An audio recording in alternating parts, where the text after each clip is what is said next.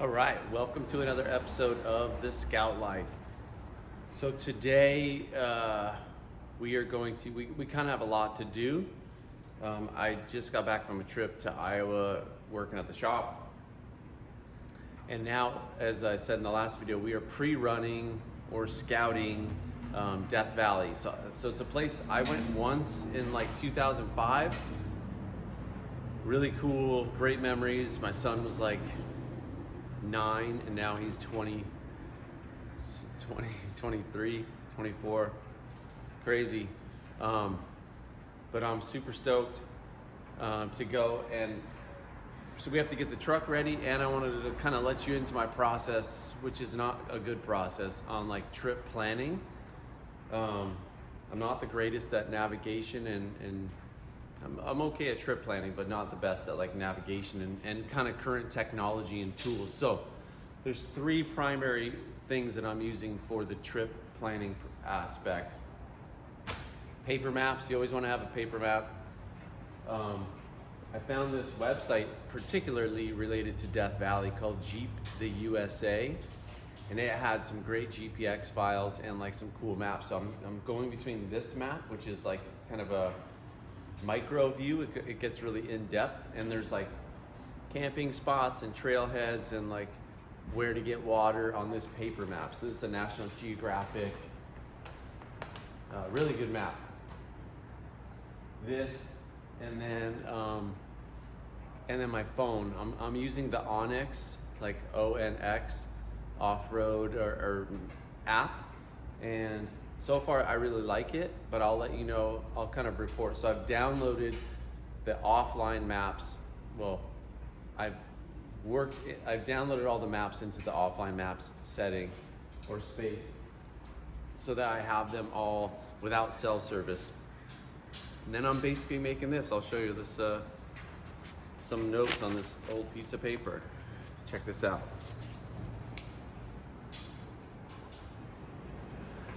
So these are like cool places I kind of researched, and then I turned it into an itinerary. So kind of step by step. So if my technology goes down, I can rely on this itinerary based on this map. And anyway, so thanks for watching. Today we got to get the truck ready. There's a bunch of stuff I got to do. I got to install drive shafts, a wiper washer, reservoir, and pump. I'm going to service the transmission. I'm going to have that done because I don't have a space in my garage to dump the fluid. So I'm just going to take it to a shop and they're going to do it. And I feel like that's a thing that is a good thing to have a shop do. They have the tools and equipment to not make a mess, because dropping the transmission pan is messy, and I don't want that mess in my shop here. Service the transmission, check all the diff fluids. I might service the rear differential, definitely doing the drive shafts. And then we have to accessorize the truck. I'm going solo, meaning one truck. I can't spread the kit around. So we're going lightweight, intentional, 3 days. We'll see how it goes. Let's get to it. Not the dog again. It's like, I swear, every time I fire up the camera, there's a dog barking, somebody grinding on metal, someone hammering a nail.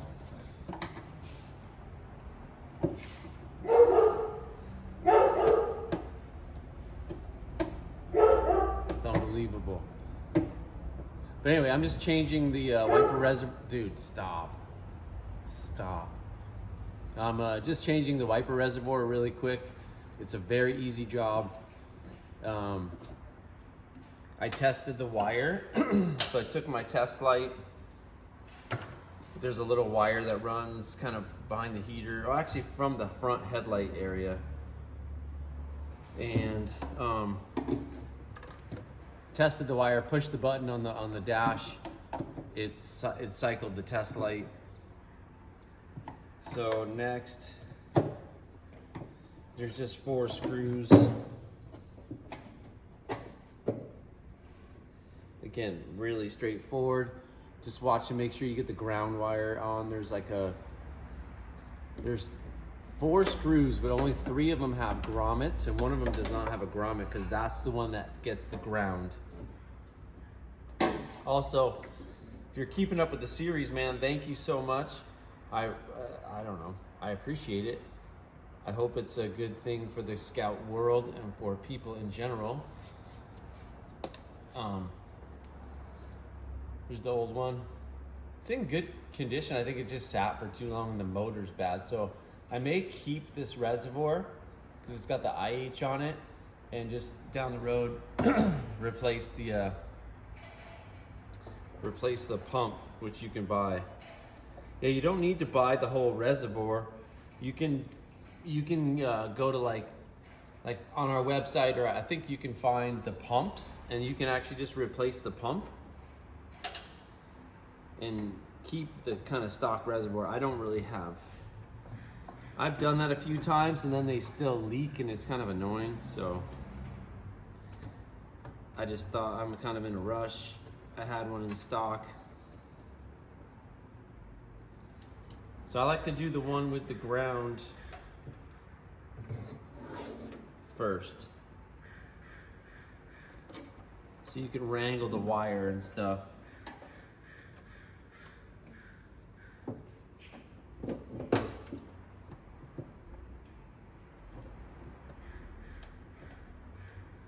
Anyway, you don't have to watch me do this. I'm gonna just want to get this out of the way.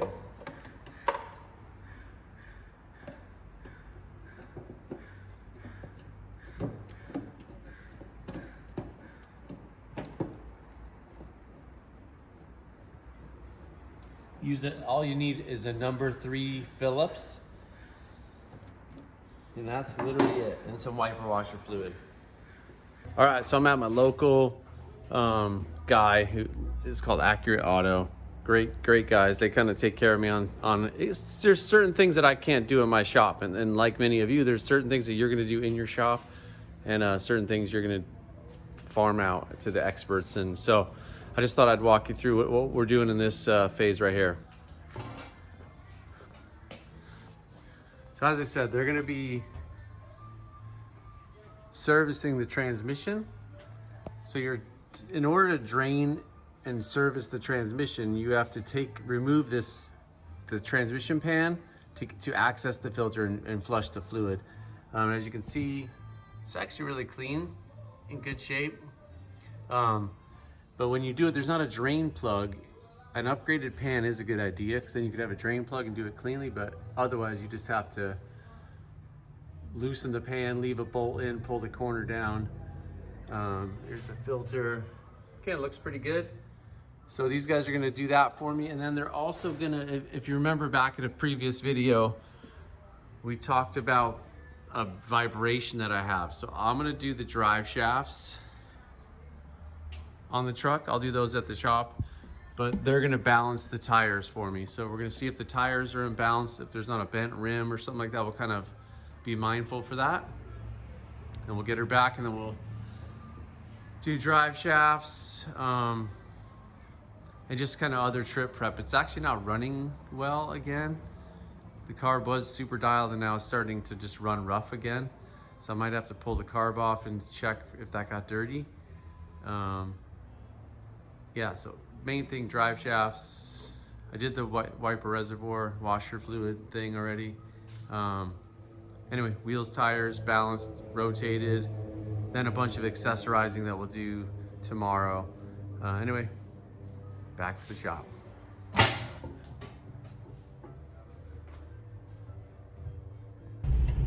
All right, so picked up the rig from Leo's, got the transmission done, and they did discover something. So I have these 1980 turbine wheels from their IH. I love them, but he said 2 of them are bent. So that's why I wanted to discover that first. So I'm still going to go through the process of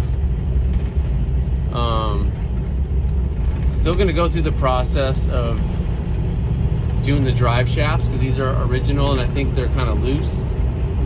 So we'll get those cranking, and start working on keep working on getting ready for the trip. I'm doing a final road test. That's why I'm driving right now. Before it would vibrate around 60, so we did rebalance them. So I'm just testing to see if it's any better. So I'll report back.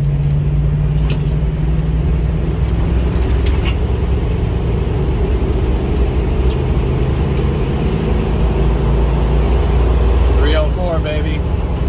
By the way, I think I found a nice 345 for this thing, so I might be making an engine switch. Yeah, it's still vibrating pretty kind of the same. You can maybe see it in the camera.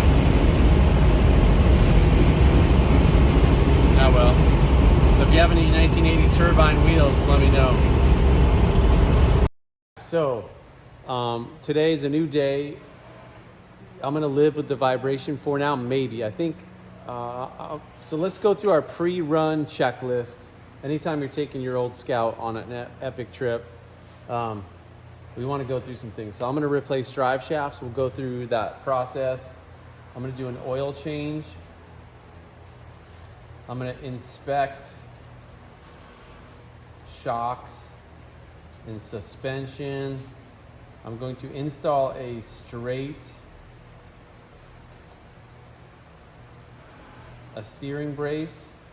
box brace, because we talked about it before in a previous video, like this popping kind of sound that I'm getting. So I just had the transmission service. We talked about that. I'm gonna check fluids. We'll check radiator, axles, T-case. I think that's about it. I mean, the truck is pretty dialed. So, I also want to install a fuel filter. I have a fuel filter post fuel pump, but I don't have one pre-fuel pump. So I definitely want to install, I'm going to write pre and post. So that'll be cool. And other than that, let's get going. I'm going to show you guys how to measure and order up the drive shafts on our website, because it's a new feature that we have and I'm pretty stoked about it. So let's get going. All right, so apologize for the noise. We have multiple people working in the shop today, which is all good. Makes the shop a happy, fun place. I'm just gonna show you really quick how to measure your drive shaft. So I put the Scout up on jack stands because it's possible to do this without a jack stand, but it's easier to do it with. So all drive shaft measuring should occur, let me show you, from face of flange. So you don't want to measure down in the cup. You want to measure from the face. That's how our system is set up. That's how Tom Woods works, is face to face. So we're going to measure from there to the face there, and we'll make sure that they're phased correctly. So drive shaft phasing means the U-joint should be in the same plane. Like, see how this one's kind of vertical? The yoke on the transfer case is almost vertical. The yoke on the rear differential is almost vertical. So I'm going to take that measurement really fast, and then we'll see, and then I'll measure the front in the same exact way. Okay.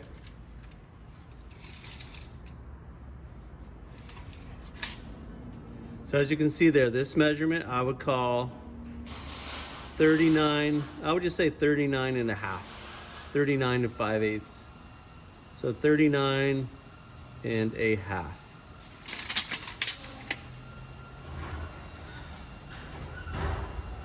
And then while I'm under here, I'm going to go ahead and wipe down and check this transfer case fluid, since I'm right here. So if you see this plug, sorry, there's a plug right there. So I'm going to take it looks like a 5/8 wrench, or maybe 9/16 or 5/8 wrench. Take that plug out, check the fluid. I'll tighten this up. It's a little goopy, so we'll see. But let's check that out. Man, you guys, so you see all this goopiness right here? I literally think it's coming from this plug, and this is why you gotta check this stuff. This plug was loose. It was less than hand tight. So I'm gonna pull it out with the expectation. I put a piece of cardboard on the ground because I'm expecting it's gonna leak a little bit. It should. Yep. So the fact that fluid is coming out and the fluid is clean tells me that this is full, number one. Number two, that the fluid is in good condition. So what I'm gonna do is just tighten that up, brake clean off this kind of wetness, and then we'll measure the front drive shaft, and then I'll be done for now. Then we'll start taking the drive shafts out. So I got it cleaned off, and I think what I'm gonna do is make myself a note. Because the fluid is fresh and full, I'm not gonna go through, and it's not leaking really bad, it's just seeping. But I'm going to, I think it's leaking a little bit around this pan. So next time I service the fluid, I'll just actually pull this whole pan off, reseal it, drain it, clean it. And actually I have a little, potential that I might be replacing my engine and transmission, and I might just rebuild the transfer case at that time. Even though it doesn't really, it works perfectly fine, but. All right, let's get going. Let's go measure our front, and then we'll go walk you through the ordering process on the website.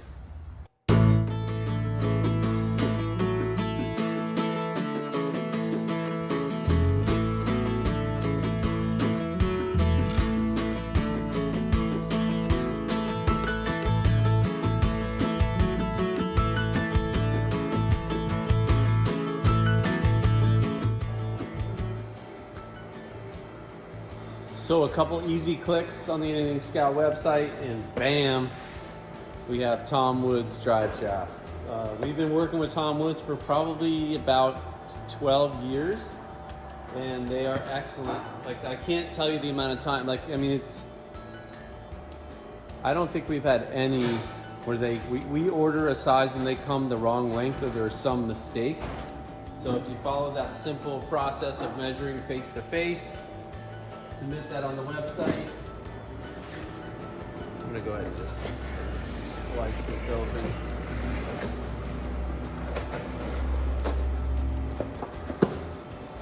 They're always professionally packaged, painted, U-joints in them.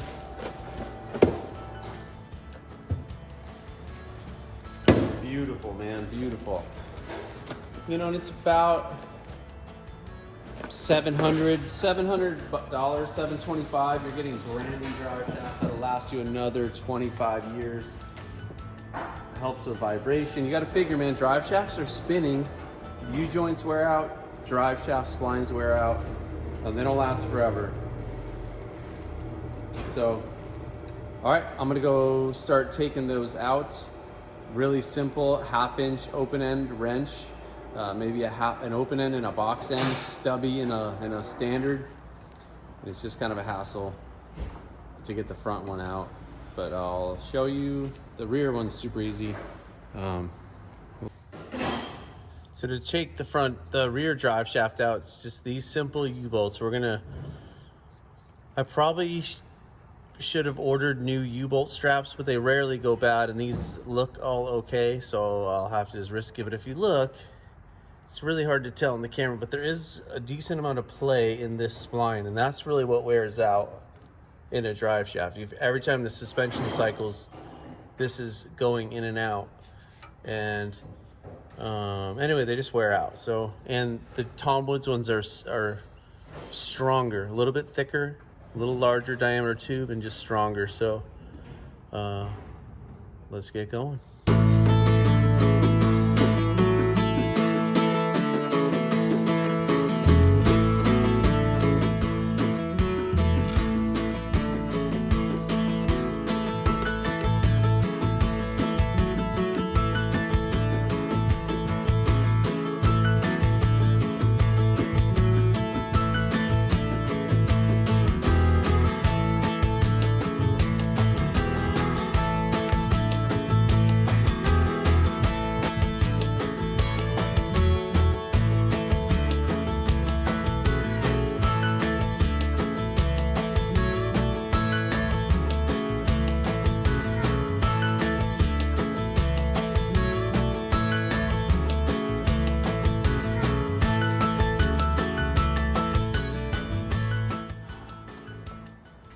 All right, it's got the drive shafts unpacked.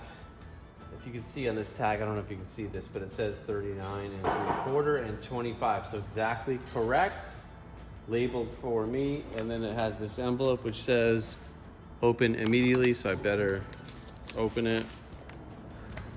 Get a cool, wow, bunch of cool stickers. That's cool. Swag up your toolbox.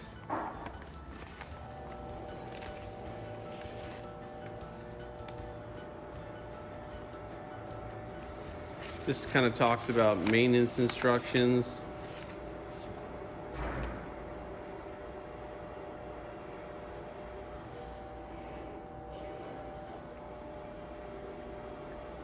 Schedule your greasing for 6,000 miles or after an extreme exposure to an extremely dirty operating conditions, mud or water. So every 2 oil changes or after every trip you should purge them out. Then a warranty, pretty cool. Anyway,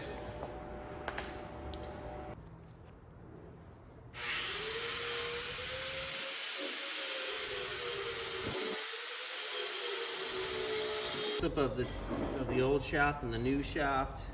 I actually like this style of greasable Zerk fitting. It comes through the end cap, which I like that. We're gonna make sure to grease them after we install, but this one's a few pounds heavier, a little bit thicker. The front, you're gonna see this has a longer spline slip. It's the exact right length, everything's cool. The front is more of a stock replacement, but you want your beef in the rear, you know, because you don't want to, the rear just takes more stress and it gets used a lot more. So one thing that's important when you're tightening these down, don't over tighten them. So you're going to want to just basically crush the lock washer and then go about another, half to 3/4 turn. It's kind of hard to hold this in.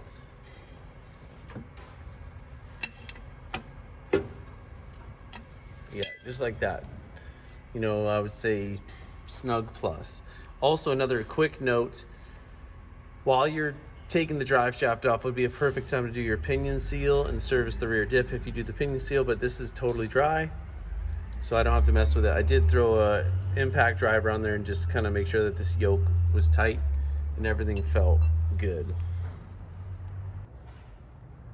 Okay guys, so on the front ones are easy, but these are a little bit challenging, and I find it's best just to take the wrench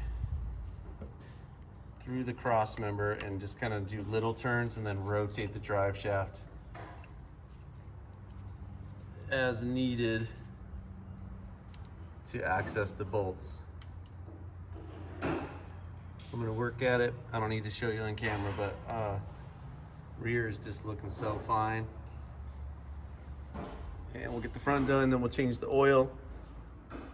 Then I'm gonna do a straight steer brace, check the front diff, rear diff. We'll keep plowing through our list.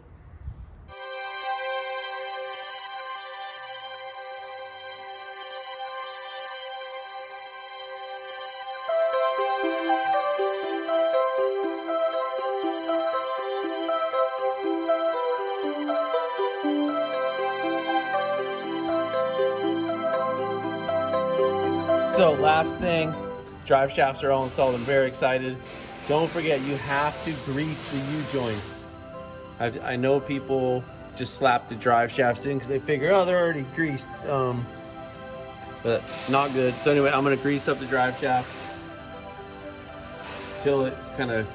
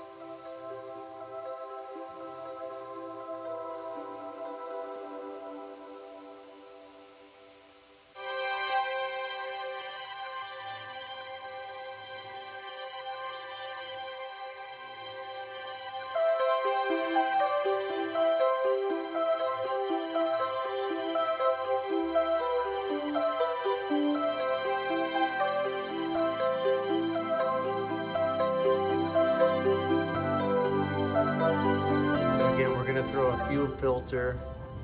There already is a filter on. This is the line running from the fuel pump to the carburetor. There's already a filter on that, but I'm gonna throw a pre-filter in this hose right here. And I recommend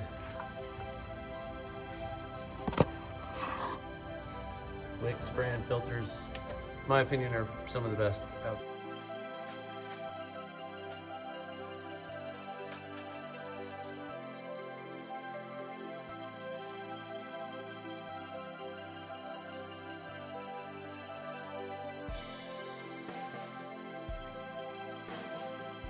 All right, so we're just gonna check the coolant level. Just click that off our list, pull the cap. It's a little low, we'll top her off. So it's been a good day. We got some good stuff done. Sorry I didn't show you everything, but oil change, I think we've covered that before. Oil change, gotta inspect the suspension. Do the steering box brace. I thought I had one, I don't have one, so we're gonna cross that off for now, but I am gonna check steering box bolts. I think they're good, but I'm gonna check them. Install fuel filter, pre-post. I checked all the fluids. So tomorrow we'll just inspect the shock bolts, bolts, make sure that it's all tight. Check steering box bolts, and then we'll start accessorizing the truck for the trip. We head out tomorrow night. See you tomorrow. All right, so that's gonna wrap up this segment of the pre-trip prep. We're going to pre-run, Death Valley.